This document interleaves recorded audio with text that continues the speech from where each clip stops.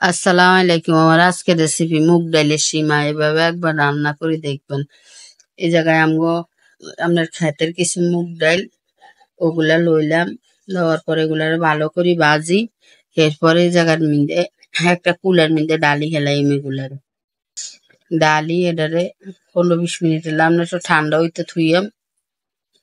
আমার ভাজাটা খুব সুন্দর হয়েছে। আপনার এগুলার এবার শিলপাটার মধ্যে ইয়া করিয়ে ছুরি হেলাইলে চুরার পরে এগুলার দুই হালি এক সাইডে রাখলাম। এরপরে পাতিলের মধ্যে পরিমাণ মতো তেল দিয়াম, দিয়ে পেঁয়াজ কুচি দিয়ে দিয়াম।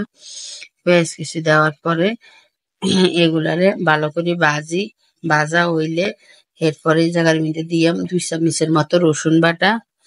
এরপরে দিয়াম আপনার 1 চামচের মতো আদা বাটা। এগুলারে আবার একটু মশলা তেলের মধ্যে ভাজি পরিমাণ মতো লবণ দিয়াম। লবণ দেওয়ার পরে এই জায়গার মধ্যে দিয়াম জিরার গুঁড়া দিয়াম, প্রায় 2 চামচের মতো জিরার গুঁড়া দিলাম। এরপরে ধনিয়ার গুঁড়া দিলাম 1 চামচের মতো। এরপরে আপনার গরম মশলার গুঁড়া দিয়াম প্রায় 1 চামচের মতো। দিয়ে এগুলারে ভালো করে লাড়ে। এরপরে এই জায়গায় একটু পানি দিয়াম, দিয়ে এগুলারে কষাই নিলাম।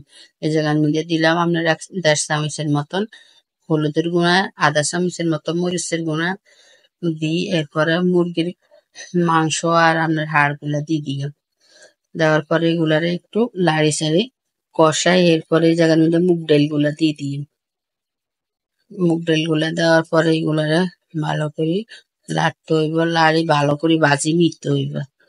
এই মশলার উপরে ভালো করে ভাজা হইলে পরিমাণ মতো পানি দিয়ে দিই। আমি জায়গার মধ্যে পানি দেওয়া হইলে এই জায়গার মধ্যে কিছু নারিকেল বাটা দিই।